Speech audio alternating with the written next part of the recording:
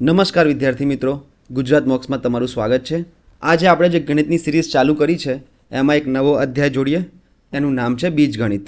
હું એવું માનું છું કે બીજગણિત જે છે એ સૌથી અનએક્સપ્લોર ટોપિક છે, એટલે અત્યાર સુધી આને કોઈ સમજાવ્યું નથી અને આપણે સમજ્યા પણ નથી વધારે, તો આપણને ભણવામાં મજા આવશે।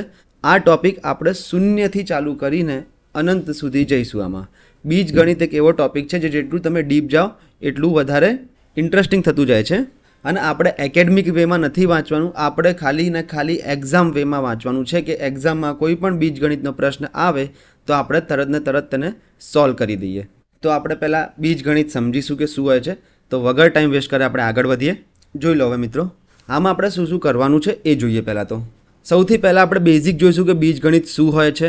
એમાં સંખ્યાઓ હોય છે, સંજ્ઞાઓ હોય છે, ચલપદ હોય છે, અચલપદ હોય છે, સહગુણાંક હોય છે। એ બધા પહેલાં નામકરણ જોઈશું। તમને નામ ખબર હશે તો તમે આગળ વધી શકશો। તો પહેલાં આપણે એના નામ જોઈશું કે કોને શું કહેવાય છે, ચલપદ એટલે શું થાય, અચલપદ એટલે શું થાય, એ બધું આપણે સંજ્ઞાઓ હોય છે એ બધું આપણે સમજીશું। પછી આપણે જોઈશું સૂત્રના દાખલા। હવે આપણે આમાં આપણી પાસે બીજગણિતમાં લગભગ 10 થી 12 સૂત્રો છે। એ ગોખવાના જો તમે ગોખી લો તો સારું છે, બાકી આપણે એ રીતે તૈયારી કરીશું કે તમે જો ખાલી વિડીયો જોશો તો બી તમને યાદ રહી જશે, કારણ કે એકનું એક સૂત્ર વારે ઘડી આવશે, તો જો તમારે યાદ નહીં રાખવું હોય તો પણ યાદ રહી જશે। સૂત્રના દાખલામાં વર્ગના સૂત્રો અને ઘનના સૂત્રો આપણે જોઈશું। પછી એક હોય છે સંખ્યા અને તેનો વ્યસ્ત। જેમ કે હું લખી દઉં અહીંયા એક સંખ્યા x છે અને તેનો વ્યસ્ત 1/x છે, તો આનો સરવાળો, બાદબાકી, આનો ઘન, વર્ગ, આ બધાના સૂત્રો પરથી પણ આપણે આના દાખલા જોઈશું। આ ઘણા બધા એક્ઝામમાં પૂછાય છે। ઇમ્પોર્ટન્ટ વસ્તુ છે રેખીય સમીકરણ। રેખીય સમીકરણમાં 2 પદ અને 3 પદના રેખીય સમીકરણ જોઈશું। શું હોય છે રેખીય સમીકરણ એ આપણે સમજીશું ડિટેલમાં। કરણી લેવાના પ્રશ્નો, એટલે કે વર્ગમૂળ જો છેદમાં હોય તો શું કઈ રીતે એને આરામથી ઇઝીલી સોલ્વ કરી શકાય। ઇઝી છે આ ટોપિક, નામ તમે નહીં સાંભળ્યું, આપણે બધું ડિટેલમાં જોવાનું છે આગળ। આ તો હું તમને ખાલી એક ઇન્ડેક્સ બતાવી દઉં છું કે બીજગણિતના જેટલા બી લેક્ચર થશે એની આ ઇન્ડેક્સ છે। અને છે યામ ભૂમિતિ। યામ ભૂમિતિ એટલે કે ગ્રાફ। તમે 9મા 10મામાં ગ્રાફ જોયો હશે, તમે તેના પર કામ પણ કર્યું હશે। તો આપણે એ જ યામ ભૂમિતિમાં એટલે કે ગ્રાફમાં રેખાઓ કેવી રીતે બને છે, એના સમીકરણ કેવા હોય છે, બિંદુ ક્યાં હોય છે, કઈ રીતે હોય છે, કેટલા ચરણ હોય છે, જોઈશું। તો હવે વગર ટાઈમ વેસ્ટ કરે આપણે ચાલુ કરીએ બીજગણિતમાં સંખ્યા અને સંજ્ઞાની સમજણથી કે શું છે બીજગણિત છે શું। તો મિત્રો બીજગણિત એટલે શું છે કે તમારી પાસે સંખ્યા નથી। આપણે સમજીએ પહેલાં બીજગણિત એટલે શું। તો હવે તમે કહેશો બીજગણિત એટલે કે છે તો આ ગણિત જ, ઓકે, ગણિત સિવાય બીજું કંઈ નથી। નામ પરથી છે કે બીજગણિત એટલે ગણિત તો છે, પણ કોનું ગણિત? સંજ્ઞાઓનું ગણિત। સંજ્ઞાઓ કેવી? સંજ્ઞાઓમાં હોય આલ્ફાબેટ, પછી હોય નિશાનીઓ, એનું ગણિત। એટલે આમાં સંખ્યા હશે, એવું નથી કે સંખ્યા બિલકુલ નહીં હોય, પણ વધારે નહીં હોય। આપણે ખાલી સંજ્ઞાઓ પર જ એટલે કે આલ્ફાબેટ, આમાં ABC, પછી XYZ, એ બધા પર આપણે કામ કરવાનું છે। આપણે જેટલી પણ ગાણિતિક પ્રક્રિયાઓ કરી, જેમ કે આપણને કેટલી ગાણિતિક પ્રક્રિયાઓ ખબર છે, તો સરવાળો, બાદબાકી, ગુણાકાર, ભાગાકાર, પછી ઘાત, ઘાતાંક, આ જેટલી પણ ગાણિતિક પ્રક્રિયાઓ અત્યાર સુધી આપણે કરી છે એ આપણે કોની સાથે કરી છે? સંખ્યાઓ સાથે। પણ હવે બીજગણિતમાં શું હોય છે? બીજગણિતમાં આ બધી જ પ્રોસેસ ABCXYZ આ બધા સાથે કરવાની હોય છે। આપણે જે પ્રોસેસ પ્લસ માઇનસ ગુણાકાર ભાગાકાર ઘાત ઘાતાંક એ બધી સંખ્યાઓ સાથે અત્યાર સુધી કરતા હતા, પણ હવે બીજગણિતમાં આ ABCXYZ એ બધાની સાથે કરવાની છે। તો હવે તમે કહેશો કે શું જરૂર પડી બીજગણિતની? આપણે બીજગણિત એટલે શું એ તો સમજી ગયા કે ગાણિતિક પ્રક્રિયાઓ આપણે કોની સાથે કરવાની? સંજ્ઞાઓ સાથે, એને બીજગણિત કહેવાય। પણ એની જરૂર શું પડી? શું કરવા આપણે નોર્મલ ગણિત સંખ્યાઓથી આપણે ગણિત કરતા હતા તો એ કેમ મજા ના આવી અને બીજગણિતની જરૂર શું પડી? તો એને હું એક ઉદાહરણ સાથે સમજાવીશ। આ એક લંબચોરસ છે, આ બીજું લંબચોરસ છે અને આ ત્રીજું લંબચોરસ છે।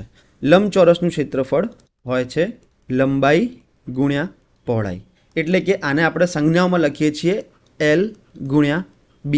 હવે આ લંબચોરસનો 1 નંબર આપું છું, આને 2 નંબર આપું છું અને આને 3 નંબર આપું છું। જોઈ લો કે આ લંબચોરસનું ક્ષેત્રફળ શું છે? લંબાઈ ગુણ્યા પહોળાઈ। આની લંબાઈ, આની લંબાઈ છે અને આ એની પહોળાઈ છે। તો અહીંયા તો હવે તમે સમજી શકો છો વિદ્યાર્થી મિત્રો કે લંબચોરસનું ક્ષેત્રફળ આ ત્રણેય લંબચોરસ માટે જુદા જુદા છે, ઓકે। આનું ક્ષેત્રફળ કંઈ અલગ હશે, આનું ક્ષેત્રફળ કંઈ અલગ હશે અને આનું ક્ષેત્રફળ કંઈ અલગ હશે. કેમ? કારણ કે બધાની સાઇઝ અલગ અલગ છે, પણ સૂત્ર શું લાગશે? બધામાં સેમ, લંબાઈ ગુણ્યા પહોળાઈ, એટલે કે એલ ગુણ્યા બી. તો અહીંયા એલ અને બી શું છે? એલ અને બી એ ચલપદ કહેવાય એને. ચલપદ, ચલ એટલે કે જેની કિંમત આપણે બદલીએ તો જવાબમાં બદલાવ આવી જાય. અને આ ચલપદ આપણે આગળ સમજીશું બીજી સ્લાઇડમાં. તો આગળ વધીએ આપણે. તો તમે સમજી ગયો છો કે બીજગણિત એટલે શું? કે બીજગણિત એટલે કે ગાણિતિક પ્રક્રિયાઓ કરવાની, પણ સંખ્યાઓ ઉપર નહીં, ખાલી સંજ્ઞાઓ ઉપર કરવાની, સંખ્યા ઉપર નહીં. અને એનું કામ શું છે? મેં તમને કીધું કે જોઈ લો, બધામાં એલ અને બી અહીંયા લંબચોરસનું ક્ષેત્રફળ લંબાઈ ગુણ્યા પહોળાઈ થાય. બધાની લંબાઈ અલગ અલગ છે, બધાની પહોળાઈ અલગ અલગ છે, તો પણ બધાનું ક્ષેત્રફળ તો લંબાઈ ગુણ્યા પહોળાઈ જ થશે, એલ ઇન્ટુ બી જ થશે. તો આ એલ અને બી એ ચલપદ છે, એની કિંમત તમે બદલો તો લંબચોરસનું ક્ષેત્રફળ બદલાઈ જશે. આગળ વધીએ આપણે. નામકરણ જોઈએ આપણે સૌથી પહેલાં તો. નામકરણમાં મેં તમને કીધું એક પહેલી વસ્તુ એ હતી ચલપદ અને બીજા હતા અચળ. ઓકે, ચળ અને અચળ પદ. આનો મતલબ શું થાય? આને ઇંગ્લિશમાં કહેવાય છે વેરિયેબલ અને અચળને કહેવાય છે કોન્સ્ટન્ટ. આનો મતલબ, આનો આપણે તફાવત જોઈએ પહેલાં તો. શું થાય આનો તફાવત? એવી વસ્તુ જેની કિંમત બદલી શકાય તેને વેરિયેબલ કહેવાય છે, આની કિંમત બદલી શકાય. અને એવી વસ્તુ જેની કિંમત ના બદલી શકાય એ કોન્સ્ટન્ટ એટલે કે અચળ છે. અચળ એટલે કે જે છે એ જ, એની કિંમત તમે ના બદલી શકો. આના ઉદાહરણ શું લખીશું? તો ઉદાહરણમાં લખીશ x+2. હવે અહીંયા x શું છે એ આપણને ખબર નથી, પણ આની કિંમત કેટલી થાય એ પૂછ્યું છે તમને. અને અહીંયા લખ્યું છે જેની કિંમત ના બદલી શકાય 5+3. આની કિંમત કેટલી થાય? તો તમે અચળ પદમાં તો કહી શકશો કે 5 અને 3 કેટલા થશે? 5 અને 3 થઈ જશે 8. આ તમારો જવાબ છે. પણ અહીંયા x+2માં શું થશે? જો હું x બરાબર 1 લઉં તો આ થઈ જશે 1+2. અહીંયા xની કિંમત 1 મૂકીશ તો આ થઈ જશે 3. જો હું x બરાબર 2 લઉં તો 2 અને 2 4. જો હું x બરાબર 5 લઈશ તો સમીકરણમાં જો xની જગ્યાએ 5 મૂકીશ તો આ થઈ જશે 5+2 એટલે કે 7.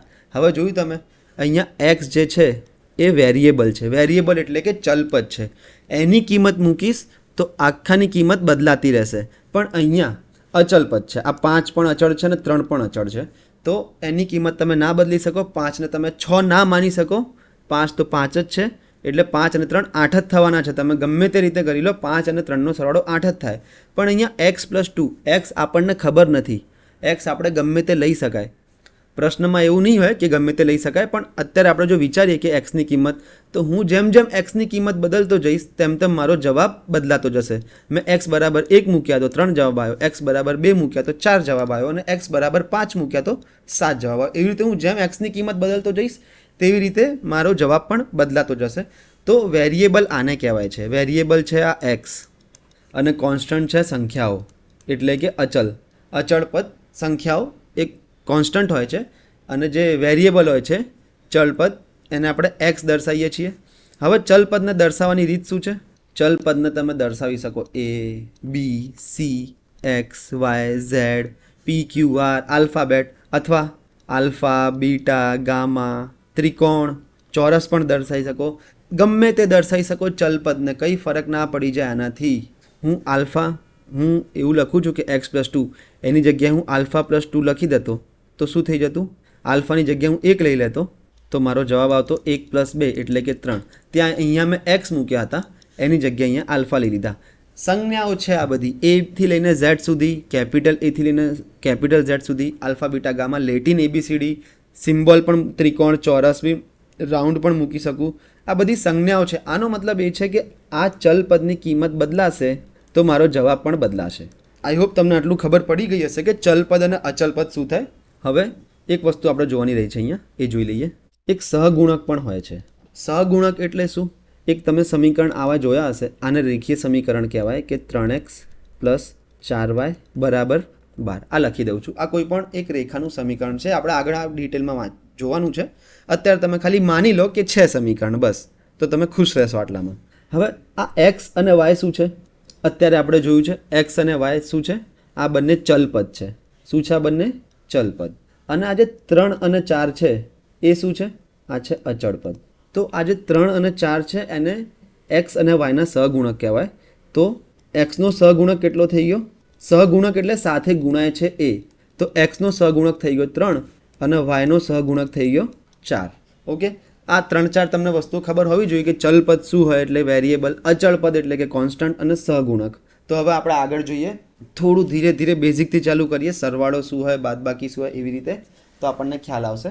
અત્યારે આપણે જોઈએ છીએ સંખ્યા અને સંજ્ઞાની પાયાની સમજ, એમાં બીજગણિતના પાયાના નિયમો.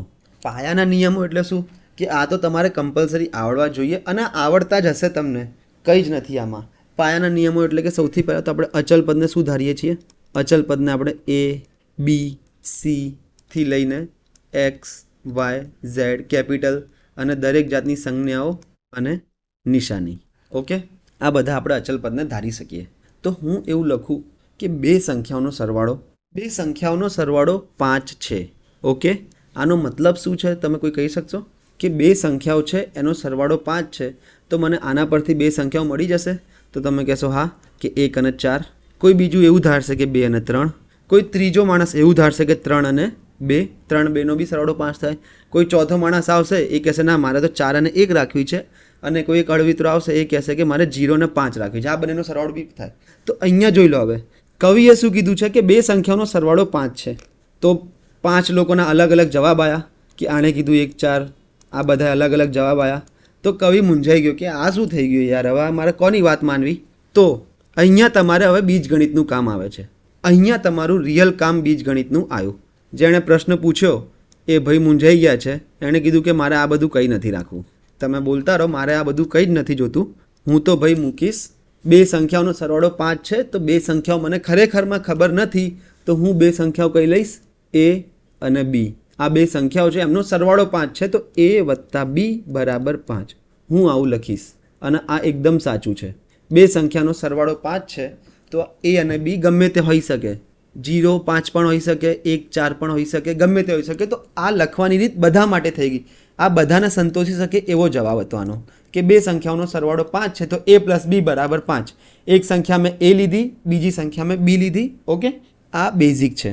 આવી રીતે બીજગણિત કામ કરે છે કે અહીંયા a અને b શું છે? a અને b છે એ બધા ચલપદ છે. એનો મતલબ એ કે a અને b ની કિંમત જોઈ લો, અહીંયા બદલાઈ હતી બધી જગ્યાએ, બધા 5 જવાબ આપ્યો, બધા અલગ અલગ આપ્યો. તો આ ચલપદ એટલે જ આને કહેવાય છે કે આની ઘણી બધી અલગ અલગ કિંમતો મળી શકે.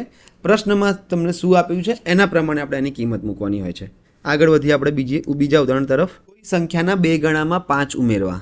કવિએ ફરીથી એક પ્રશ્ન પૂછ્યો કે કોઈ સંખ્યાના બે ગણામાં 5 ઉમેરવું તો શું આવે? તો પહેલો ભાઈ બોલ્યો 1ના 2 ગણા એટલે કે 2, અને એમાં 5 ઉમેરું તો 7 જવાબ આવે. બીજો બોલ્યો કોઈ સંખ્યા ગમે તે સંખ્યા લેવાની છે, તો હું 2 લઉં છું કે 2ના 2 ગણા એટલે કે 4, 4 અને 5 9. ચોથો બોલ્યો હું સંખ્યા 10 લઉં છું, તો 10ના 2 ગણા એટલે કે 20, 20 અને 5 એટલે કે 25. પાછા કવિ મૂંઝાયા કે આ શું થઈ ગયું, ફરીથી નાટક ચાલુ થઈ ગયા લોકોના, બધાના અલગ અલગ જવાબ આવે છે. અહીંયા તો મેં ખાલી એક જ પ્રશ્ન પૂછ્યો અને એક પ્રશ્નના અલગ અલગ જવાબ કઈ રીતે હોઈ શકે? ગણિતમાં એવું શક્ય નથી. તો એણે શું કર્યું? કોઈ એક સંખ્યાના બે ગણામાં 5 ઉમેરવાના છે, એનો મતલબ કે મેં કોઈ એક સંખ્યા લઈ લીધી a, એના 2 ગણા એટલે કે 2a, અને એમાં +5 ઉમેરી દીધા. બસ, આ બધા સાચા પડી ગયા. આ આણે લખ્યું અને બધા સાચા પડી ગયા. એની કિંમત બદલો તો તમારો જવાબ બદલાતો જશે. તો બીજગણિત એકચ્યુઅલી આવી રીતે કામ કરે છે. આઈ હોપ તમને આ બીજગણિતનો ઉપયોગ શું છે એ ખબર પડી ગઈ હશે. તો ધીરે ધીરે આપણે આગળ વધીશું, એવી રીતે વધીશું કે તમને બધી ધીરે ધીરે ખબર પડતી જાય કે બીજગણિત કેવી રીતે કામ કરે છે, કારણ કે અનએક્સપ્લોર ટોપિક છે, વધારે કોઈએ ચલાવ્યો છે નહીં. આપણે ડીપમાં જવાનું છે, સારી રીતે સમજીશું તો આનો એક પણ પ્રશ્ન આપણને નહીં આવડે એવું પોસિબલ જ નથી, બધા આવડી જશે. જોઈ લઈએ આપણે નિશાની દર્શાવવાનું કઈ રીતે આને બીજગણિતને. તો હું a + b લખું. હા, લખી શકાય. બે સંખ્યાઓનો સરવાળો a + b દ્વારા દર્શાવી શકાય. બે સંખ્યાઓની બાદબાકી a - b દ્વારા દર્શાવી શકાય. ત્રીજું, બે સંખ્યાનો ગુણાકાર તો a × b આવી રીતે દર્શાવી શકાય. આની બીજી રીત પણ છે એક, a × b. આપણે મેથ્સમાં આળસુ છીએ તો શું કરવાનું, ગુણાકાર આપણે નથી લખતા અને આપણે ab પણ લખી શકાય. તો જ્યાં પણ તમને ab હોય ને સાથે લખેલા, તો સમજવાનું કે અહીંયા વચ્ચે કંઈ નથી લખ્યું એટલે ગુણાકાર છે. ચોથું, a / b, આનો મતલબ થાય a ભાગાકારમાં b. આ બધું તમને ખબર જ છે, આ ખાલી લખવાની રીત હતી. મારે તમને મેઇન તો આ સમજાવવું હતું કે જ્યારે પણ a અને b સાથે લખેલા હોય, આનો મતલબ શું છે કે a × b છે. અહીંયા જુઓ તમે, અહીંયા મેં 2a લખ્યા હતા, આનો મતલબ શું છે કે એનો ગુણાકાર કોની સાથે? 2 સાથે. અહીંયા 2a એનો મતલબ એ છે કે 2 ગુણ્યા a, વચ્ચે કંઈ નથી તો ગુણાકાર છે. એવી રીતે હું ABC લખું તો આનો મતલબ શું થઈ ગયો કે એનો મતલબ એ નથી કે મારે ABCD બોલવી છે. હું કહું છું કે a ગુણ્યા b ગુણ્યા c. ઓકે, આ બેઝિક લખવાની રીત છે, તો તમને આગળ જઈને કંઈ કન્ફ્યુઝન ના થાય. આગળ જોઈએ આપણે બીજી બેઝિક જોઈએ. હજુ બેઝિક જ ચાલે છે. પાયાના નિયમોમાં પહેલું છે ક્રમનો નિયમ.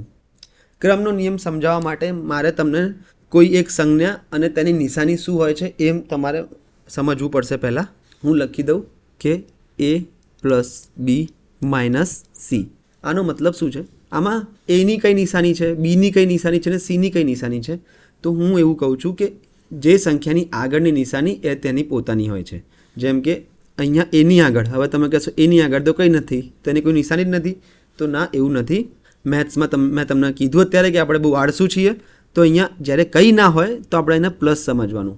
તો એની નિશાની કઈ થઈ ગઈ? પ્લસ. બીની નિશાની એની આગળવાળી એટલે કે પ્લસ, અને સીની નિશાની આ માઇનસ થઈ ગઈ. હવે તમે આટલું સમજી ગયા હો તો આપણે આગળ વધી શકીએ છીએ. ક્રમનો નિયમ કેવી રીતે લાગે છે આપણે જોઈશું. પહેલું a પ્લસ b છે, તો એને હું b પ્લસ a લખી શકું, કંઈ ફરક ના પડે. જોઈ લો, અહીંયા બીની નિશાની શું હતી? પ્લસ. અહીંયા પણ શું છે? પ્લસ જ છે. અહીંયા કંઈ નથી એટલે, અને અહીંયા કંઈ નથી એટલે પ્લસ હતું, તો અહીંયા બી પ્લસ છે. કંઈ ફરક ના પડી જાય. બીજું minus a plus b plus c હોય તો આને હું આમથી આમ ABCના આમથી આમ ફેરવી શકું. પણ ક્યારે ફેરવી શકું? જ્યારે એની નિશાની એની સાથે હોય તો જ હું આને આવી રીતે લખી શકું. જોઈ લો, સીની નિશાની પ્લસ છે, બીની નિશાની પ્લસ છે અને એને માઇનસ રાખ્યા. તેવી જ રીતે b plus c minus a પણ લખી શકાય. તેવી જ રીતે b minus a plus c પણ લખી શકાય. કંઈ ફરક ના પડે. જોઈ લો, એની સાથે માઇનસ હોવા જોઈએ બધી જગ્યાએ. ઓકે છે. બીની સાથે પ્લસ છે, હા અહીંયા બી પ્લસ છે. અહીંયા કંઈ નથી એટલે પ્લસ જ સમજવાનું, અહીંયા પણ કંઈ નથી એટલે પ્લસ જ સમજવાનું. અને c સાથે પણ પ્લસ છે એટલે કે અહીંયા બી પ્લસ છે જ, કંઈ નથી એટલે અહીંયા પણ પ્લસ છે c સાથે, અને નીચે છેલ્લા પદમાં પણ c સાથે પ્લસ છે. એટલે તમે આમથી આમ ફેરવી શકો સંખ્યાઓને, પણ ક્યારે? જ્યારે એની નિશાની તમે લઈને ફેરવતા હો તો. ત્રીજી વસ્તુ, આ તો તમે ફેરવવાનું શીખ્યા, પણ શું ના કરી શકાય? તો આપણને ખબર છે કે a પ્લસ b બરાબર b પ્લસ a છે, તો એનો મતલબ એ નથી કે a માઇનસ b બરાબર b માઇનસ a થાય. આ એકદમ ખોટું છે. કેમ આ ખોટું છે? એનું કારણ શું છે? અહીંયા તો આપણે બંનેની નિશાની પ્લસ હતી તો આગળ પાછળ કરી દીધું, પણ અહીંયા એની નિશાની પ્લસ છે, બીની નિશાની માઇનસ છે.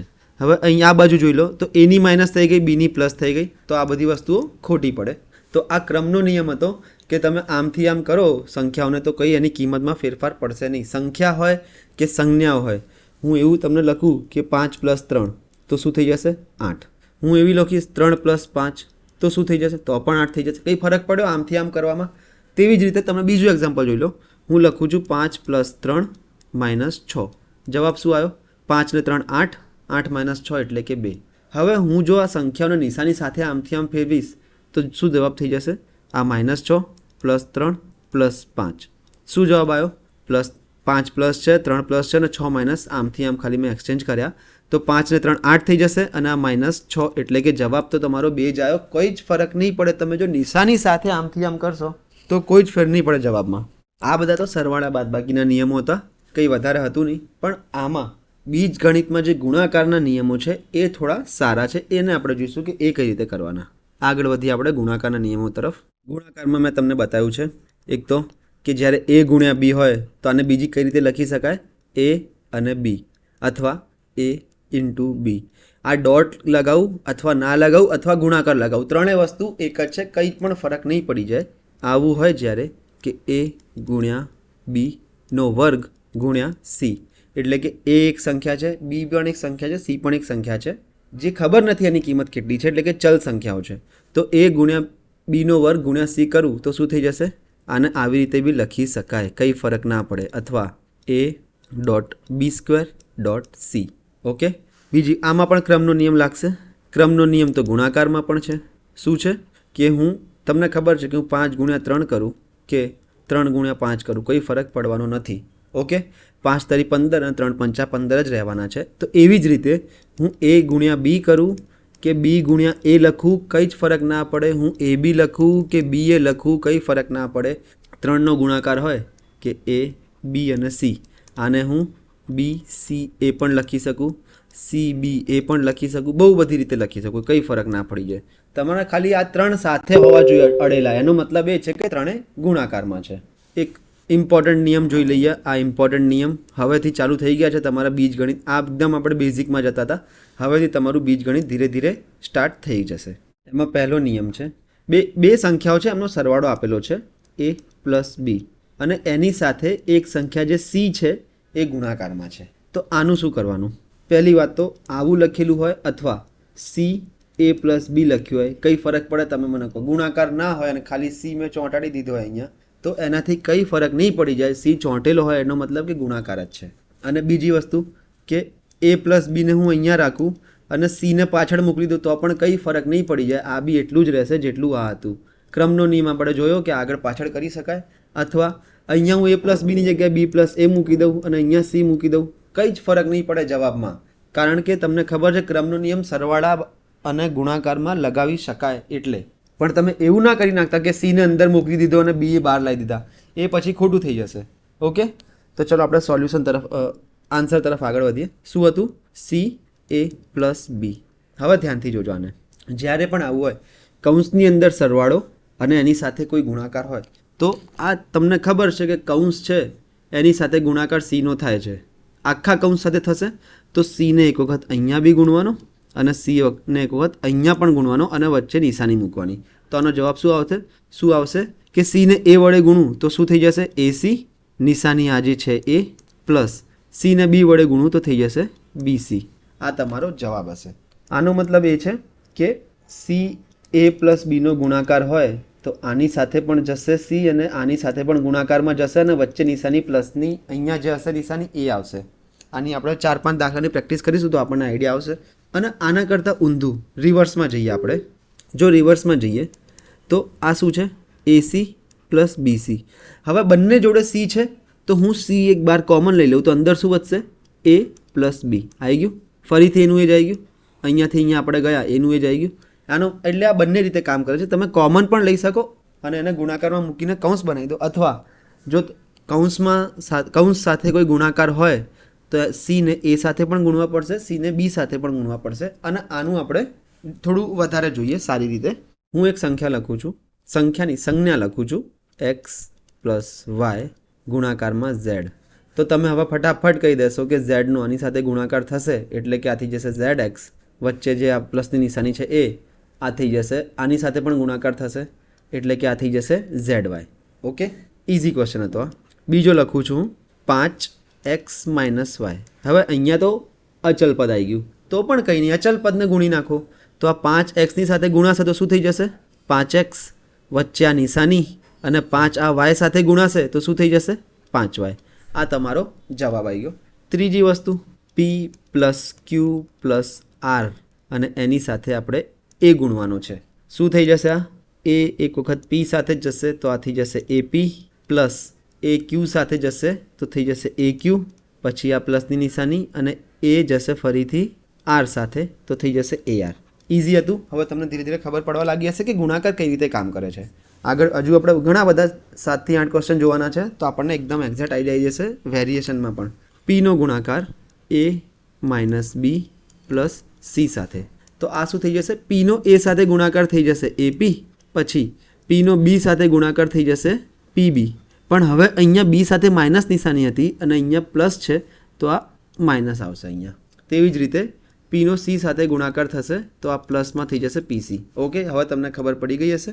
આ હતા બે પદવાળા જેમાં સિમ્પલ બધા સાથે ગુણાકાર કરી નાખવાનો. પણ બીજું કોમન લેવાનું હોય તો હું એવું કહું કે axy plus bxy minus cxy. તો હવે શું કરશો તમે આના સાદુરૂપ માટે? હવે તમને ખબર છે કે xy બધી જગ્યાએ છે તો હું xy કોમન લઈ લઈશ. કોમન એટલે કે હું બહાર લઈ લઈશ અલગથી. મને ખબર પડી કે xy બધા જોડે છે તો મેં xy બહાર લઈ લીધા. શું વધ્યું અહીંયા? a પ્લસ xy અહીંયાથી જતા રહે તો શું વધ્યું? b, અને xy જતા રહે તો અહીંયાથી શું વધ્યું? અહીંયા માઇનસ c વધ્યા. એ ધ્યાન રાખજો. ખાસ નિશાનીઓ ખાસ ધ્યાન રાખવાની. બીજ ગણિતમાં નિશાનીઓ બહુ જ ઇમ્પોર્ટન્ટ છે. આવી રીતે પણ લખી શકાય. બીજો એક નાની વસ્તુ જોઈએ. આ તો આપણે બે પદના જોયા, પણ હવે આવું હોય તો a પ્લસ b ગુણાકારમાં c પ્લસ d. ઓકે, હવે આનો ગુણાકાર કરીએ. સૌથી પહેલાં ચાલુ કરીશું અહીંયાથી, પહેલાંથી પહેલું, પહેલાંથી બીજું, બીજાથી પહેલું અને બીજાથી બીજું. બસ સિમ્પલ જ છે, કંઈ નથી, બધાના સાથે ગુણાકાર કરવાના છે. તો પહેલાં એનો સી સાથે ગુણાકાર એટલે કે આ થઈ જશે એસી. અહીંયા કઈ નિશાની છે? પ્લસ. બીનો સી સાથે ગુણાકાર એટલે કે પ્લસ થઈ જશે બીસી. હવે એનો ડી સાથે ગુણાકાર એટલે કે થઈ જશે એડી પ્લસ, અને બીનો ડી સાથે ગુણાકાર એટલે કે આ થઈ જશે બીડી. આ 4 વસ્તુઓ તમને મળી. આની કિંમત, હવે આને ઊંધું કરવું હોય તો આ બંને પદમાંથી સી કોમન લઈ લો તો વધશે એ પ્લસ બી, વત્તા આ બંને પદમાંથી ડી કોમન લઈ લો તો વધશે એ પ્લસ બી. હવે આ બે પદ વધ્યા, જોઈ લો. હવે તમે આ બંને પદમાંથી એ પ્લસ બી કોમન લઈ લો તો અહીંયા શું થઈ જશે?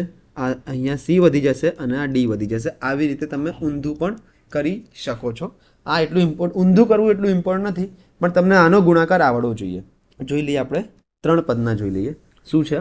એક્સ પ્લસ 5 અને 3 પ્લસ વાય. હવે અહીંયા કંઈ નથી લખ્યું એટલે ગુણાકાર છે. ડાયરેક્ટ હું આન્સર ચાલુ કરીશ. શું કરીશ? પહેલાં એક્સનો 3 સાથે ગુણાકાર એટલે કે જવાબ આવશે 3x. પછી એક્સનો વાય સાથે ગુણાકાર એટલે કે જવાબ આવશે પ્લસ એક્સ વાય. નિશાની જોજો, અહીંયા પ્લસ હતા એટલે પ્લસ આઈ મૂક્યા છે. ઓકે. તેવી જ રીતે આ 5નો 3 સાથે ગુણાકાર એટલે કે થઈ જશે 5 તરી 15, અને આ 5નો વાય સાથે ગુણાકાર એટલે કે થઈ જશે પ્લસ 5y. આ તમારો જવાબ આવી ગયો. આનો જવાબ છે XY plus 3x plus 5y plus 15. હવે મેં આડા આવડા મૂકી દીધા. કેમ? કારણ કે ક્રમનો નિયમ છે, સરવાળો છે, આડું અવડું કરી શકાય, કંઈ ફરક ના પડે. બીજો દાખલો તમે જાતે કરો કે a પ્લસ 7 અને b પ્લસ 8નો ગુણાકાર શું થશે? પહેલાં જાતે ટ્રાય કરો, પછી આપણે કરીએ કે એનો બી સાથે ગુણાકાર એ બી, એનો 8 સાથે ગુણાકાર પ્લસ 8a, 7નો બી સાથે ગુણાકાર એટલે કે 7b, 7નો 8 સાથે ગુણાકાર એટલે કે થઈ જશે 8 સિત્તા 56. આ તમારો જવાબ આવી ગયો. એકદમ ઇઝી છે, ખાલી ગુણાકાર તમને કરતા આવડવા જોઈએ. કૌંસમાં જો સરવાળો હોય બંને બાજુ, તેનો ગુણાકાર ભાગાકાર કેવી રીતે થાય એ જોવાનું છે આપણે. અહીંયા તો બધી જગ્યાએ પ્લસ પ્લસ હતું તો આપણે બધી જગ્યાએ પ્લસ મૂકતા હતા, પણ હવે નિશાનીઓ કઈ રીતે મૂકવાની? નિશાનીમાં બી એક વસ્તુ છે, આપણે અત્યારે જોવું પડશે બેઝિક. 3નું હોય તો મિત્રો, જેમ કે આ a plus B, C plus D plus E, તો શું કરવાનું? એનું પહેલાં 3 સાથે કરી લો એટલે કે આ થઈ જશે એસી પ્લસ એડી પ્લસ એ ઈ. પછી બીનું બી આ 3 સાથે કરી દો, બસ દેટ્સ ઇટ. તો થઈ જશે plus BC plus BD plus BE. આ તમારો જવાબ આવી ગયો. આ એકદમ બેઝિકથી ચાલુ કર્યું છે આપણે. આઈ હોપ તમને ખબર પડી ગઈ હશે. હવે આપણે ગુણાકારનો એક નવો નિયમ જોઈશું. આ તો તમને આઈડિયા લાગી જ ગયો હશે કે આ કઈ રીતે સોલ્વ કરવાનું, જો એક્ઝામમાં આવી જાય તો. જોઈ લઈએ આપણે એક નવો નિયમ. હવે ગુણાકારના નિયમમાં નિશાનીનું સેટિંગ કઈ રીતે કરવું એ તમને ખબર છે મિત્રો કે જો એક સંખ્યા પ્લસ હોય અને બીજી સંખ્યા પ્લસ હોય તો ગુણાકારમાં જવાબ શું આવશે? પ્લસ. અહીંયા ગુણાકાર છે. ઓકે. એક બંને ધન સંખ્યાનો ગુણાકાર પ્લસ આવશે. એક ઋણ હોય ગુણાકારમાં, બીજી પ્લસ હોય તો જવાબ આવશે માઇનસ. એક પ્લસ હોય ગુણાકારમાં, એક માઇનસ હોય તો જવાબ આવશે માઇનસ. અને જો બંને માઇનસ હોય એટલે કે માઇનસ ગુણ્યા માઇનસ તો જવાબ આવશે માઇનસ માઇનસ થઈ જશે પ્લસ. આનો ઉપયોગ, આનું એક્ઝામ્પલ લખવું હોય તો હું લખું 5 ગુણ્યા 7. શું જવાબ આવશે? 35. ઓકે, પ્લસ આવ્યો. તેવી જ રીતે -5 ગુણ્યા 7, તો 5 સિત્તા 35 તો થશે જ, પણ કેવા 35 થશે કે માઇનસ પ્લસ માઇનસ. બીજી આગળ વધીએ 5 ગુણ્યા -7. શું જવાબ આવશે?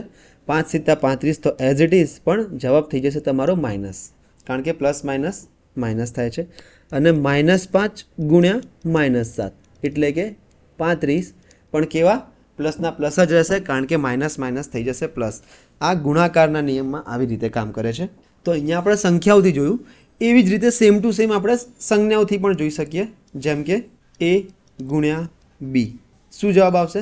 તેવી જ રીતે -a ગુણ્યા બી. હવે તમને ખબર છે કે માઇનસ છે આ a અને એક બી પ્લસ છે, તો માઇનસ પ્લસ થઈ જશે માઇનસ. જવાબ તો એ બી જ રહેશે. a ગુણ્યા માઇનસ બી શું થશે? એ બી તો જવાબ રહેશે જ, સાથે આ પ્લસ માઇનસ થઈ જશે માઇનસ. અને -a ગુણ્યા માઇનસ બી, માઇનસ માઇનસ પ્લસ અને જવાબ એ બી. આ બેઝિક હતું પ્લસ માઇનસ ગુણાકારમાં કઈ રીતે કરવાનું એનું.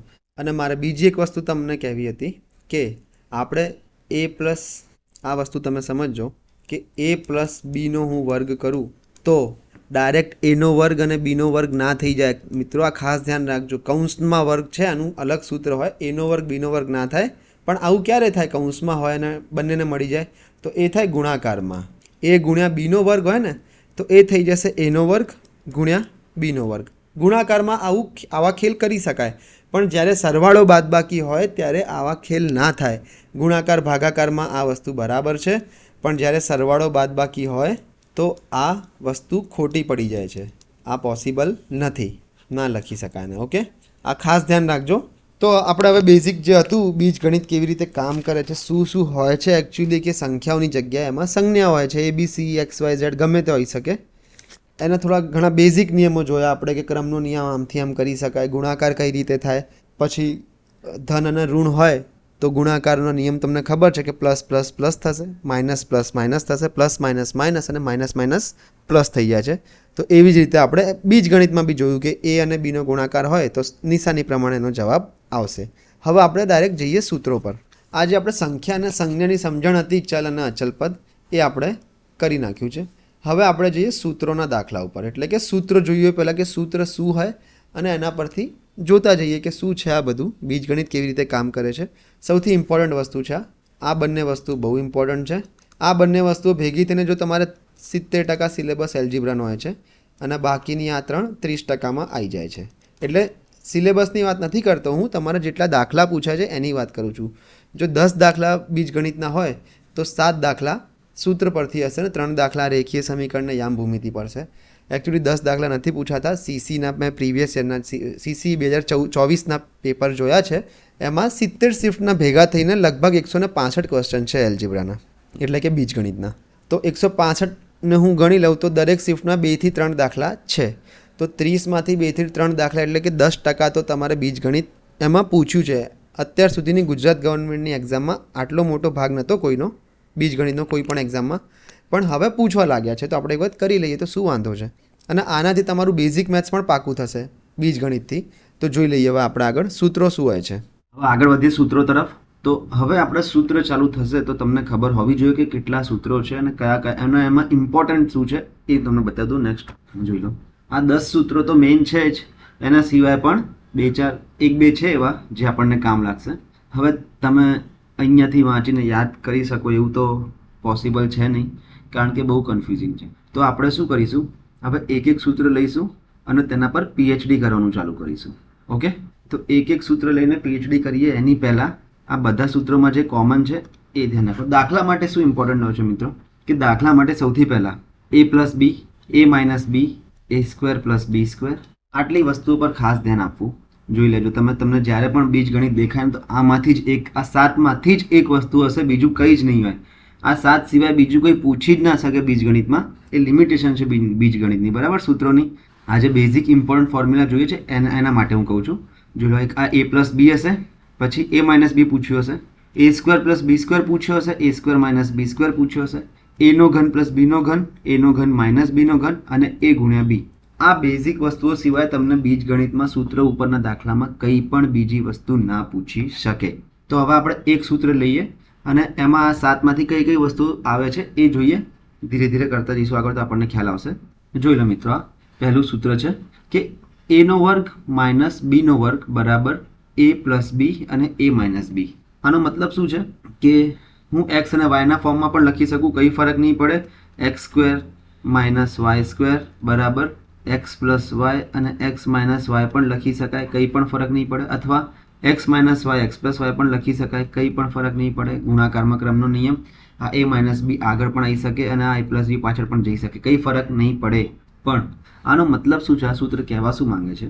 એક તો આ સૂત્રમાં ઇમ્પોર્ટન્ટ વસ્તુ એ જ છે કે આ એક જ એવું સૂત્ર છે જેમાં વર્ગ માઇનસમાં આવે છે. વર્ગ એટલે કે જોઈ લો, આ b નો વર્ગ છે ને એ માઇનસમાં છે, એટલે આ a² - b², આ ખાલી માઇનસ વર્ગમાં જો માઇનસ શોધવો હોય તો તમારે આ સૂત્ર કમ્પલસરી લગાવવું પડશે. અત્યારે આપણે થિયરી જોઈએ છીએ, થિયરી થોડી ટફ લાગશે, દાખલા એટલા ટફ નહીં લાગે. બીજી વસ્તુ કે જો a² - b² બરાબર a + b અને a - b હોય તો આના કરતાં ઊંધું બી સાચું છે. કેવી રીતે કે a + b અને તમને a - b આપ્યા હોય તો તમે ડાયરેક્ટ a² - b² શોધી શકો. ઓકે, આ પણ એક તમને ખબર હોવી જોઈએ કે જો ડાબી બાજુ બરાબર જમણી બાજુ હોય તો જમણી બાજુ બરાબર ડાબી બાજુ તમને દેખાવું જોઈએ. આનો ઉપયોગ કઈ રીતે થાય છે તો હું તમને કહી દઉં કે 5નો વર્ગ માઇનસ 3નો વર્ગ. તો તમે શું કરશો, 5નો વર્ગ 25 નીકાળશો, એમાંય 3નો વર્ગ 9 બાદ કરશો તો 16. તો આમાં આનો ક્યાં ઉપયોગ આવ્યો? ક્યાંય ઉપયોગ આવ્યો નથી. પણ હું કહી દઉં કે 400નો વર્ગ માઇનસ 309નો વર્ગ. તો હવે તમે શું કરશો કે 400નો વર્ગ એટલે કે 16000 માઇનસ 309નો વર્ગ એટલે કે બહુ બધું કરવા લાગશો. તો આનો જવાબ શું આવી જશે? હવે આ જે રકમ છે ને, આના દાખલા આ ટાઈપના જ હોય છે. હું તમને બતાવી દઉં. આ જે રકમ છે 400નો વર્ગ માઇનસ 309નો વર્ગ, એને a square minus b square સાથે તમે સરખાવો તો જોઈ શકો છો કે પહેલી સંખ્યાનો વર્ગ માઇનસ બીજી સંખ્યાનો વર્ગ. ઓકે, તો આને જ્યારે તમે ખોલી દો તો શું થઈ જશે? a સ્ક્વેર માઇનસ b સ્ક્વેરને ખોલશો તો અત્યારે આપણે એ જ જોઈએ છીએ કે a પ્લસ b અને a માઇનસ b થાય છે. તો જ્યારે આને ખોલીશું તો શું થઈ જશે? 400 માઇનસ 309, 399 છે, આ પણ 99 કરી દો, અને 400 પ્લસ 399. તમને આ દેખાવું જોઈએ કે એક સંખ્યાનો વર્ગ માઇનસ બીજી સંખ્યાનો વર્ગ હોય તો બંનેનો સરવાળો અને બંનેના બાદબાકીના ગુણાકાર કરો એટલું જ થાય. એ જ આપણને આ સૂત્ર શીખવાડે છે. સૂત્ર શું શીખવાડે છે કે એક સંખ્યાનો વર્ગ અને એમાંથી બીજી સંખ્યાનો વર્ગ માઇનસ કરું એટલે કે પ્રથમ પદનો વર્ગ માઇનસ બીજા પદનો વર્ગ બરાબર પ્રથમ પદ પ્લસ બીજું પદ ગુણાકાર. અહીંયા કંઈ નથી, જોઈ લો, a પ્લસ બી અને a માઇનસ બી વચ્ચે કંઈ નથી, એટલે અહીંયા ગુણાકાર સમજવાનો. પ્રથમ પદ પ્લસ બીજું પદ ગુણાકારમાં પ્રથમ પદ માઇનસ બીજું પદ. આ સૂત્ર બતાવે છે. આના આપણે ક્વેશ્ચન જોઈશું. અને તમને એવું લાગશે કે આટલી વારમાં સૂત્ર કઈ રીતે યાદ રહી જાય, તો આપણે આના 10 થી 12 ક્વેશ્ચન જોઈશું જે સીસીમાં, એસએસસીમાં આ સૂત્રના રિલેટેડ જેટલા બી ક્વેશ્ચન છે આપણે બધા જોવાના છે. અને એ ટાઈમે આપણે સૂત્ર સામે જ રાખવાનું છે. તો આપણને વારે ઘડી જોતા રહીશું તો આપણને યાદ રહી જશે. આગળ વધીએ પ્રશ્ન તરફ. જોઈ લો, હવે પહેલી વસ્તુ એ છે કે આ જે સૂત્ર છે, જોઈ લો, મેં અહીંયા જ લખ્યું છે. તમે વારે ઘડી ક્વેશ્ચન કરતી વખતે જુઓ તો તમને યાદ રહી જાય. એટલે a square minus b square બરાબર a પ્લસ b અને a માઇનસ b હોય છે. તો મિત્રો આપણે જે 7 વસ્તુઓ જોઈ તેમાંથી અહીંયાથી 3 વસ્તુઓ તો આપણને મળી જાય છે. જોઈ લો, એક આ a square minus b square, a plus b અને a માઇનસ b. એટલે ક્યારે પણ આ 3નો સંબંધ પૂછ્યો હોય, રિલેશન, કે આ 3માંથી ગમે તે 2 વસ્તુઓ આપી હોય અને એક શોધવાની હોય તો આ સૂત્રમાં મૂકીને તમે કરી શકો છો. દાખલો કઈ રીતે કરીએ હવે આપણે એ જોઈએ. પ્રશ્ન લખું છું. x માઇનસ વાયની કિંમત 8 છે અને x પ્લસ વાયની કિંમત છે 12. ઓકે, જોઈ લો, આ સૂત્ર છે અહીંયા. એના પર બી ધ્યાન આપવું, જોતા રહેવું તો આપણને યાદ રહી જશે કે a square minus b square બરાબર a plus b a minus b. અહીંયા x અને y આપેલા છે તો અહીંયા સમજવાનું કે x square minus y square બરાબર x plus y x minus y. કંઈ ફરક પડી નથી જતો, તમે a બી લો કે x y લો, બધા માટે આ સૂત્ર સેમ જ રહેવાનું છે. આગળ વધી જઈએ. એવું આપ્યું છે કે x માઇનસ y બરાબર 8 છે અને x પ્લસ y બરાબર 12 હોય તો x સ્ક્વેર માઇનસ y સ્ક્વેરની કિંમત શોધો. તો જ્યારે પણ આ વર્ગની સાથે માઇનસ આવે તો હંમેશા આ સૂત્ર લાગતું જ હશે મિત્રો. એટલે કે x square minus y square, આપણને સૂત્ર ખબર જ છે, x minus y x plus y. Okay, x minus yની કિંમત 8 આપેલી છે અને x પ્લસ yની કિંમત 12 આપેલી છે. બંનેની કિંમત અહીંયા મૂકી દઈશ તો મને સીધા x square minus y square મળી જશે. x માઇનસ yની જગ્યાએ 8 મૂકું છું ગુણાકારમાં, x પ્લસ yની જગ્યાએ 12 મૂકું છું. તો શું જવાબ આવી ગયો મારો? x સ્ક્વેર માઇનસ y સ્ક્વેરનો જવાબ આવી ગયો 12 × 96. બસ, ઇઝી. આ મારો જવાબ આવી ગયો. ઓકે, એકદમ ઇઝી. બેઝિકથી ચાલુ કર્યું છે આપણે, એટલે એકદમ બેઝિકથી ચાલુ કર્યું છે કે x square minus y square સીધો તમે કિંમત મૂકી દો ફોર્મ્યુલામાં, સૂત્રમાં, તો તમારો જવાબ આવી જશે. આગળ વધીએ. હવે થોડું એક સ્ટેપ આપણે આગળ વધીશું. જોઈ લઈએ. હવે મને ખબર કઈ રીતે પડે છે કે હું આ જ સૂત્ર લગાવું? આ તો મેં અહીંયા લખીને રાખ્યું છે. એટલે તમે કહેશો કે મેં જ બનાવ્યું હોય તો મને તો ખબર જ હોય ને. ના, એવું નથી. પહેલી વાત કે જ્યારે પણ આ x square minus y square આવે પ્રશ્નમાં, જ્યારે પણ, તો મારું એક વખત તો મગજ ચાલવું જોઈએ કે આ સૂત્ર ક્યાંક ને ક્યાંક સેટ થતું હશે. એટલી સિમ્પલ વસ્તુ છે. તો મેં સૂત્ર વિચાર્યું કે x square minus y square બરાબર x plus y x minus y. હવે x પ્લસ y મને આપેલા છે, ઓકે, 7. x માઇનસ yની કિંમત શોધવાની છે. બસ ત્રણનો રિલેશન આ સૂત્ર પરથી મને મળી જશે. જોઈ લઈએ કેવી રીતે. શું છે?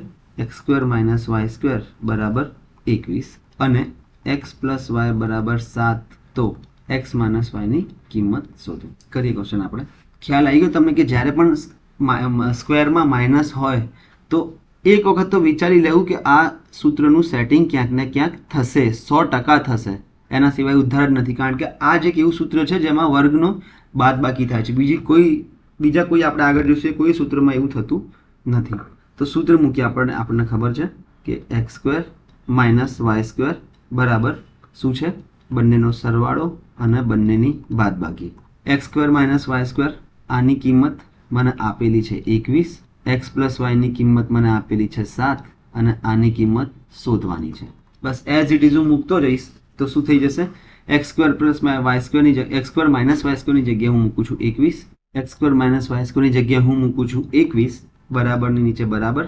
એક્સ પ્લસ વાય આપણને 7 આપેલા છે, ગુણાકારમાં એક્સ માઇનસ વાય.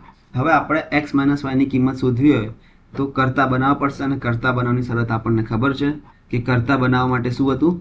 એકલો હોવો જોઈએ, અંશમાં હોવો જોઈએ અને પ્લસ હોવો જોઈએ. તો આ અંશમાં પણ છે અને પ્લસ પણ છે, એકલા નથી. કેમ? 7 સાથે અહીંયા ગુણાકારમાં છે. તો શું કરવું પડશે?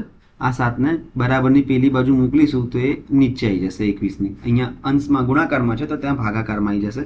તો આ થઈ જશે 21/7 બરાબર એક્સ માઇનસ વાય. 7 એકા 7, 7 તરી 21. એક્સ માઇનસ વાયની કિંમત કેટલી મળી ગઈ તમને?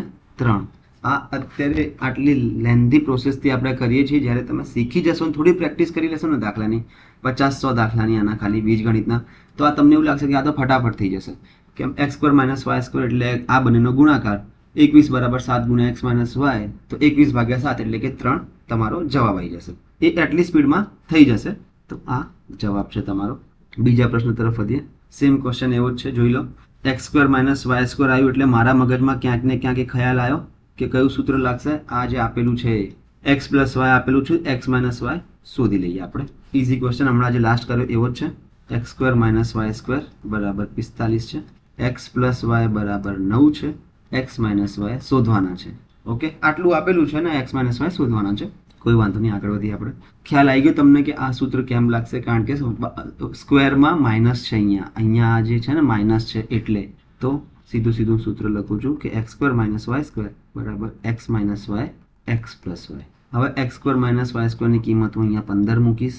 એક્સ માઇનસ વાય તો શોધવાના છે અને એક્સ પ્લસ વાયની કિંમત હું અહીંયાથી મૂકી દઈશ 9. તો આ એક્સ સ્ક્વેર માઇનસ વાય સ્ક્વેરની જગ્યાએ મેં મૂક્યા 45 બરાબર એક્સ માઇનસ વાય તો શોધવાના જ છે, ગુણાકારમાં એક્સ પ્લસ વાય એટલે કે 9 મૂકી દીધા મેં. હવે મારે એક્સ માઇનસ વાય શોધવા તો કરતા બનાવીએ તો 9 જે છે એની સાથે અહીંયા ગુણાકારમાં, તો એ નીચે આવી જશે અહીંયા. તો શું થઈ જશે? 45/9 બરાબર એક્સ માઇનસ વાય. તો 9 એકા 9, 9 પંચા 45. તો શું આવી ગઈ? એક્સ માઇનસ વાયની કિંમત આવી ગઈ 5 તમારી. એક્સ માઇનસ વાય પૂછ્યા છે તો એક્સ માઇનસ વાય તમને મળી ગયા 5 અને આ તમારો જવાબ થઈ ગયો. આગળ વધી બીજા પ્રશ્ન તરફ. હવે આનો પ્રેક્ટિકલ ઉપયોગ આવ્યો. શું છે આનો પ્રેક્ટિકલ ઉપયોગ? એ અને બીમાં તો આપણે જોયા, બેઝિક પ્રશ્નો જોયા છે. અત્યારે કંઈ એડવાન્સ પ્રશ્નો જોયા નથી આપણે. મસ્ત આવા પૂછાઈ પણ શકે એવા જ પ્રશ્નો છે અને બેઝિક પ્રશ્નો જોયા છે. એડવાન્સ પ્રશ્નો હમણાં જોઈશું. ધીરે ધીરે જેમ જેમ આગળ વધીશું તેમ તેમ જોઈએ કે શું થાય છે. પણ મજા આવશે બીજગણિતમાં, એટલું મને ખબર છે. શું છે આમાં? પ્રશ્ન લખું છું પહેલાં તો કે 89નો વર્ગ માઇનસ 19નો વર્ગ. તમે શું કરશો? પહેલાં 89 ગુણ્યા 89 કરશો. જે જવાબ આવશે એને 19 ગુણ્યા 19 એટલે કે 361માં અહીંયા 89 ગુણ્યા 89નો જે જવાબ આવશે તેને 361 એમાંથી ઓછા કરી દેશો, તમે જવાબ મૂકી દેશો. પણ બહુ મહેનત થશે એમાં મિત્રો. એના કરતાં મેં તમને શું કીધું? હિન્ટ ક્યાં છે? હિન્ટ શોધવાની. હિન્ટ ક્યાં છે? તો હિન્ટ છે આ રહી. પ્રશ્નમાં જ હોય છે હિન્ટ. અને જે અમે હાઇલાઇટ કર્યું એ હિન્ટ નથી, એના સિવાયની જે હવે હું રેડથી હાઇલાઇટ કરું ને એ હિન્ટ છે કે આ રહી. જોઈ લો કે વર્ગની બાદબાકી. ખાસ ધ્યાન રાખજો, હજુ કહું છું તમને, વર્ગની બાદબાકી જ્યારે પણ હોય ત્યારે બંનેનો સરવાળો ગુણ્યા બંનેની બાદબાકી, બસ એટલું જ કરવાનું છે. અહીંયા આપણે જોઈએ જ છીએ કે અહીંયા વર્ગની બાદબાકી છે. ઓકે, તો શું થાય છે? બંનેનો સરવાળો થાય છે અને બંનેની બાદબાકી થઈ જાય છે. એટલું ખાસ ધ્યાન રાખવાનું છે તમારે. તો અહીંયા પણ વર્ગોની બાદબાકી છે, તો વર્ગોની બાદબાકી તો શું થાય? બંનેનો સરવાળો થાય, ગુણાકારમાં બંનેની બાદબાકી થઈ જશે. સરવાળો કેટલો થઈ જશે? 9 ને 9 18નો આંકડો વધી પડી 1 અને 108 ગુણાકારમાં. અહીંયા કંઈ નથી એટલે ગુણાકાર સમજવું. 89માંથી 19 ગયા તો 70. બસ આટલું જ તમારે કરવાનું હતું કે 108 ગુણ્યા 70 એટલે કે 8 × 7 56નો છગડો વધી પડી 5 એટલે 5 એમનેમ અને 7 એકા 7. આ તમારો જવાબ થઈ ગયો.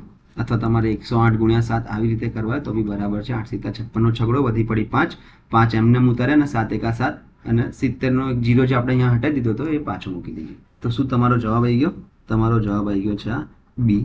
આ તમારો આન્સર. આગળ વધીએ બીજા પ્રશ્ન તરફ. Same question. હવે તમે વિચારો કે પહેલો તો કદાચ તમે કરી પણ લેતા 89નો વર્ગ અને 19નો વર્ગ, કારણ કે તમને એમાંથી એક તો આવડતો હશે કે 19નો વર્ગ 361 થાય. પણ આટલા મોટા આ તો પોસિબલ જ નથી, આમાં તો બહુ ટાઈમ જતો રહેશે. તો આપણને ખબર જ છે કે વર્ગોની બાદબાકી આવી છે. વર્ગોની બાદબાકી આવે એટલે શું થાય? વર્ગોની બાદબાકી એટલે કે એક વખત સરવાળો ગુણ્યા એક વખત બાદબાકી. બસ 375 ગુણાકારમાં 625 માઇનસ 375. જોજો હવે 625 અને 375 નો તમે સરવાળો કરશો તો શું આવી જશે તમારો જવાબ? જવાબ આવી જશે તમારો 1000. ગુણાકારમાં 625 માંથી 375 બાદ કરશો તો જવાબ આવશે 250. કેવી રીતે? 625 375, 5 માંથી 5 ગયા એટલે 0, 2 થી 7 ના જાય એટલે, અને અહીંયા 12 કર્યા અને અહીંયા 5 કર્યા, 12 માંથી 7 ગયા તો 5 અને 5 માંથી 3 ગયા તો 2, 250. હવે જોઈ લો કે આ 250 ગુણ્યા 1000 એટલે કે 250 અને 1000માં જેટલા મીંડા હોય એટલા 250માં બીજા એડ કરી નાખો તો તમારો જવાબ ઇઝી હતો. એકદમ ઇઝી ક્વેશ્ચન હતો. આ તમારો જવાબ થઈ જશે. આમાં કંઈ 625નો વર્ગ અને એવું બધું કરવા ના બેસવાનું હોય. સાદું રૂપનો પ્રશ્ન નથી, આ બીજગણિતનો પ્રશ્ન છે. ખાસ ધ્યાન રાખજો આ સૂત્ર કેવી રીતે કામ કરે છે. આપણે ધીરે ધીરે શીખતા જઈએ છીએ અને આવા પ્રશ્ન સીસીમાં પૂછાયા પણ છે. આગળ વધીએ હવે. જોઈ લો મિત્રો, આ થોડો બદલાયો પ્રશ્ન.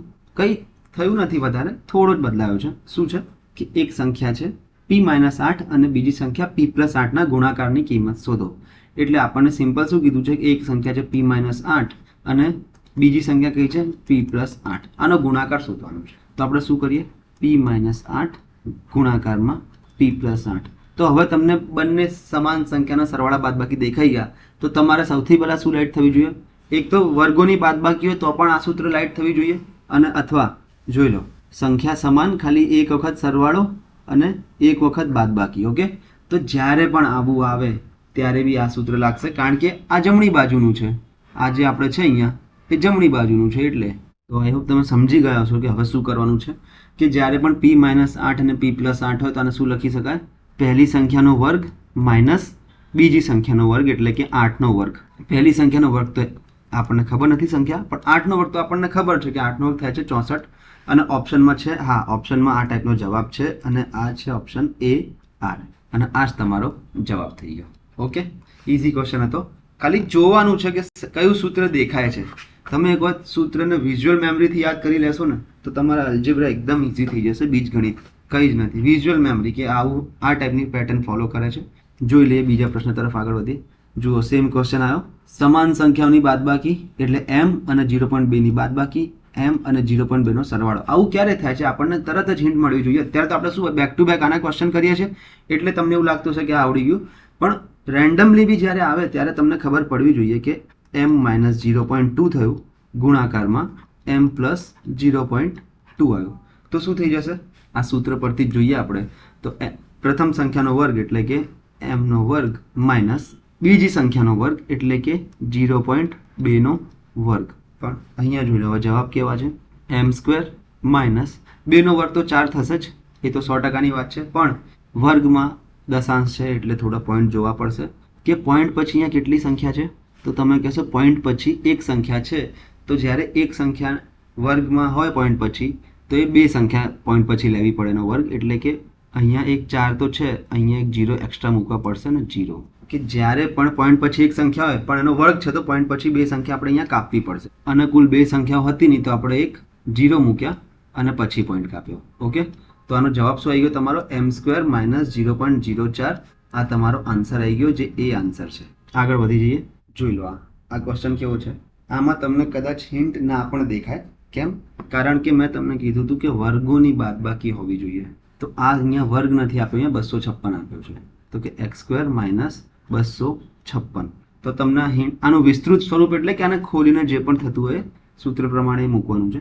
તો તમને 256 આપેલું છે, વર્ગ આપેલો નથી. તમને જો ડાયરેક્ટ આવું પૂછ્યું હોય કે x² - y² તો તમે કહી દો કે x - y અને x + y. પણ અહીંયા તો x² - 256 આપ્યા છે. પણ તમને એટલી તો ખબર છે ને કે 16નો વર્ગ 256 થાય. તો 256ની જગ્યાએ તમે 16નો વર્ગ લખી શકો. તો x² - 256ની જગ્યાએ 16નો વર્ગ થઈ જશે. હવે સેમ ટુ સેમ આ સૂત્ર ફોલો થવા લાગ્યું. તો શું કરવાનું? વર્ગોની બાદબાકી આપણે સેટ કરી દીધી. તો એક વખત સરવાળો અને 1 વખત બાદબાકી, એટલે તમારો જવાબ આવી જશે આ x+16 અને x-16. અહીંયા આપણો જવાબ x-16 અને x+16 આવ્યો. અહીંયા x+16 અને x-8 ઊંધા સીધા છે તો કંઈ ફરક ના પડે, કારણ કે વચ્ચે અહીંયા ગુણાકાર છે અને ગુણાકારમાં તમે a ગુણ્યા b લખો કે b ગુણ્યા a લખો, બધું એક જ છે. એ વસ્તુનું ખાસ ધ્યાન રાખજો. કોઈ ઓબ્જેક્શન ના ઉઠાવતા કે અહીંયા તો માઇનસ પહેલાં આવ્યો આપણો જવાબ અને અહીંયા ઓપ્શનમાં પ્લસ પહેલાં આપેલો છે, કંઈ જ ફરક નહીં પડે. હવે ધીરે ધીરે લેવલ વધ્યું અને આ ઇમ્પોર્ટન્ટ ક્વેશ્ચન ધ્યાનથી જોજો. આ ક્વેશ્ચનને સારો પ્રશ્ન છે, એટલે કે x² - 2k બરાબર x+6 x-6. હિન્ટ ક્યાં દેખાય તમને? તો તમને હિન્ટ આ બે પદોમાં દેખાવી જોઈએ. કેમ? કારણ કે સમાન સંખ્યાઓનો સરવાળો અને બાદબાકી થાય છે તો શું થઈ જશે કે x² - 2k બરાબર આ x+6 x-6 એટલે કે x² - 6 નો વર્ગ લખી શકાય. આ તમને હવે હિન્ટ થવી જોઈએ. તો શું થઈ જશે?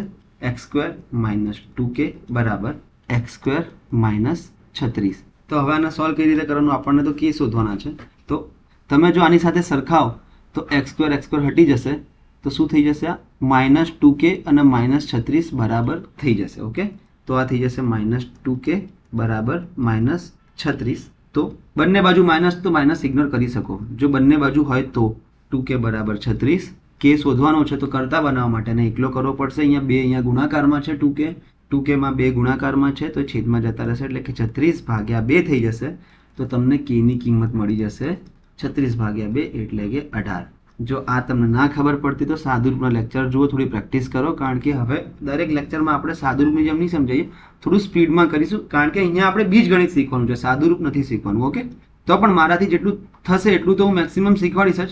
જો મને એવું લાગશે કે અહીંયા વધારે ટાઈમ જાય છે તો એ હું થોડું ઇગ્નોર કરી દઈશ. કે બરાબર 18 આવી ગયા એટલે તમારી k ની કિંમત આવી ગઈ 18. આગળ વધી જઈએ. આવો જ એક બીજો પ્રશ્ન છે, બસ ખાલી અપૂર્ણાંકમાં છે, બીજો કોઈ જ ફરક નથી. પ્રશ્ન જુઓ તમે. રકમ થોડી અઘરી છે, કોન્સેપ્ટ એનો એ જ છે. 25y² - 4k બરાબર 5y - 2/3 અને 5y + 2/3. કંઈ જ નથી કરવાનું. હિન્ટ તમને સૌથી પહેલાં મળવી જોઈએ કે સમાન સંખ્યાની બાદબાકી અને સમાન સંખ્યાનો સરવાળો છે તો બંનેના વર્ગો, આ સૂત્ર પ્રમાણે બંનેના વર્ગોની બાદબાકી થઈ જશે. આગળ વધું છું. 25y² - 4k બરાબર 5y - 2/3, 5y + 2/3, એટલે આને જો નાનું કરું તો શું થઈ જશે? 5y² - 2/3. ઓકે, આ સૂત્ર પ્રમાણે, આ સૂત્ર પરથી હું કરું છું. આગળ વધું છું. 25y² - 4k બરાબર 5y² એટલે કે 25y² - 2/3 એટલે કે 2 4 ભાગ્યા 9. જોઈ લો હવે સેમ 25y² તો કપાઈ ગયા, માઇનસ બી તમે કાપી શકો તો શું વધ્યું? 4k બરાબર 4/9. k શોધવો હોય તો શું થઈ જશે? 4/9 તો છે હતા જ, અને આ 4 જે k સાથે ગુણાકારમાં હતો એ અહીંયા ભાગાકારમાં જતો રહેશે. 4 4 કપાઈ ગયા. k ની કિંમત તમને શું મળી ગઈ? 1/9. તો અહીંયા ઓપ્શન નથી, તો આનો જવાબ આવશે, શું જવાબ આવશે આનો? કે 1/9. આ તમારો જવાબ હશે. તો મિત્રો આપણે આજે જે આ ફોર્મ્યુલા જોયો છે એના પરથી તમારે આ થોડા પ્રેક્ટિસના ક્વેશ્ચન કરવાના છે. પ્રેક્ટિસના ક્વેશ્ચન એટલે કરવાના છે કારણ કે આ ફોર્મ્યુલાનું રિવાઇઝ થઈ જાય, અને જ્યારે પણ તમે આ દાખલો કરો ત્યારે તમે આ ફોર્મ્યુલા સામે લઈને બેસો કે હા બધી જગ્યાએ આ જ લાગે છે, આ મારે સામે લઈને બેસવાનું છે. તમે જો 5, 10, 15 ક્વેશ્ચન કરશો ને તો આ તમને અંદર જ યાદ રહી જશે. તમારે હવે ટ્રાય નહીં કરવો પડે યાદ કરવાનો, એ યાદ જ રહી જશે. ઓકે, આ 5ના તમે જવાબ કમેન્ટ કરજો. તો હાલના લેક્ચરમાં આટલું જ રાખીએ છીએ. આપણે બીજગણિતનું બેઝિક જોયું કે બીજગણિત શું હોય છે, એની જરૂર શું પડી, અને બીજગણિતમાં આપણે કેટલું ભણવાનું છે કે સૂત્રો, સંખ્યા, તેના વ્યસ્ત, રેખીય સમીકરણ, યામ પદ્ધતિ, એ બધું. પછી બીજગણિતની જરૂર શું પડી, એના પાયાની સમજ જોઈ, બેઝિક જોયા એના કે કેવી રીતે કામ કરે, થોડા ગુણાકાર, ભાગાકાર, સરવાળા, બાદબાકીના નિયમ જોયા, પછી થોડા સૂત્રો જોયા, અને એમાંથી એક સૂત્ર પર PhD કરી, એ હતું કે a² - b² બરાબર a + b અને a - b. અને એના પ્રેક્ટિસ ક્વેશ્ચન તમારે ઘરેથી કરવાના છે. અને આગળ આપણે હવે જે સૂત્ર કરવાનું છે બહુ જ ઇમ્પોર્ટન્ટ છે, ખૂબ એટલે ખૂબ જ ઇમ્પોર્ટન્ટ છે. તો આપણે નેક્સ્ટ લેક્ચરમાં એને ચાલુ કરીશું. ત્યાર સુધી તમે આની પ્રેક્ટિસ, બધા દાખલાની પ્રેક્ટિસ કરી લેજો. તો હવે હું રજા લઉં છું. Have a good day.